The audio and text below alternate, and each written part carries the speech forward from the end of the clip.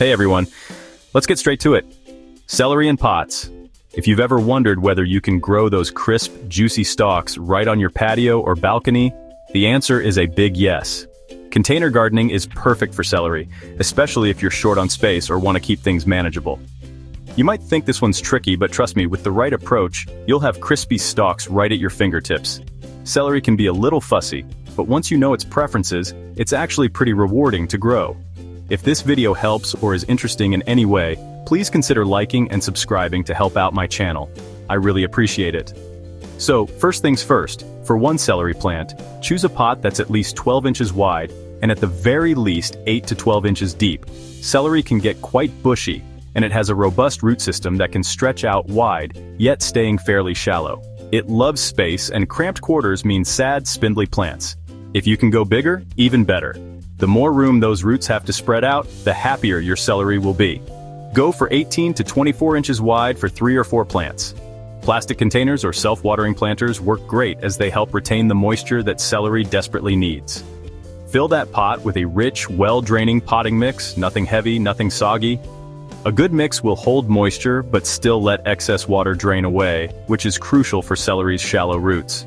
I like to toss in a bit of compost for extra nutrients. Compost not only feeds your plants, but also helps the soil retain just the right amount of moisture. Celery likes soil with a pH between 6 and 7. Now for planting, celery can be started from seeds, but honestly it takes patience. Seeds are slow to sprout and they need warmth and light. If you go this route, start them indoors about 10 to 12 weeks before your last frost date, and keep the soil consistently moist. Plant them 1/8 to half an inch or about 1 centimeter deep, and thin to 1 per pot or space them about 10 to 12 inches or 25 to 30 centimeters apart in a larger container, when they are about 3 inches or about 8 centimeters tall. If you're the impatient type, grab a healthy celery start from your local nursery, or even regrow from a grocery store base. Seedlings give you a head start and are much less finicky than seeds. With growing from a stalk bought from a grocery store, cut off the bottom 2 or 3 inches of your stalk and stick that root end in water in a sunny spot until you see roots and new leaves. It should take about a week. Then plant it in your pot, covering the old base with soil, leaving the new growth above ground. Easy win. This method is fun for kids and beginners, and it's a great way to recycle kitchen scraps. Celery is a thirsty plant. It needs lots of water. Keep the soil consistently moist but not waterlogged. It's a balancing act. Too dry and the stalks get tough, too wet and the roots can rot. Dry spells? Your stalks get stringy and bitter tasting. Celery is more sensitive to drought than other vegetables. It is one of those crops that really tells you when it's unhappy, so pay attention to the leaves and stalks. I check my pots every day, especially when it gets hot. A quick finger test in the soil is all it takes to know if your plant needs a drink. Now, let's talk sunlight. Celery is a cool weather crop, thriving in temperatures between 60 and 70 degrees Fahrenheit or 15 to 21 degrees Celsius. Celery loves about 6 hours of sun, but in the heat of summer, a little afternoon shade keeps those stalks tender. If you're growing on a balcony or patio, try to position your pots where they get morning sun and some relief from the harshest afternoon rays. But celery can also get too cold. If temperatures dip below 55 degrees Fahrenheit or 13 degrees Celsius for a prolonged period, your celery may bolt or go to seed, taking energy away from producing those crisp, delicious stalks. But once again, too much sun and heat, and you'll end up with tough, bitter celery with a smaller, pithy yield. If you notice the leaves wilting or the stalks turning yellow, it might be time to move your pot to a shadier spot, but pale or yellowing leaves may be a result of something else. Feeding is key. Celery is a hungry plant, a heavy feeder. I hit my celery with a balanced liquid fertilizer every couple of weeks. Look for something with equal parts nitrogen, phosphorus, and potassium for best results. But if you notice pale or yellow leaves, it may be a nitrogen deficiency. Hit that celery with some more fertilizer. Early on in the life of your celery, you may want to go with a more nitrogen-rich fertilizer until your plant is growing nicely, and then cut back to a 10-10-10 balanced fertilizer for the rest of the season. This keeps the growth steady and the stalks sweet. Well-fed celery is not only tastier but also more resistant to pests and disease. Skip the fertilizer, and you'll notice slow, weak plants. The leaves might yellow, and the stalks will be thin and lack that signature crunch. Make sure you don't crowd your celery. Each plant needs breathing room, at least 10 inches, so air can circulate and the plants can grow strong.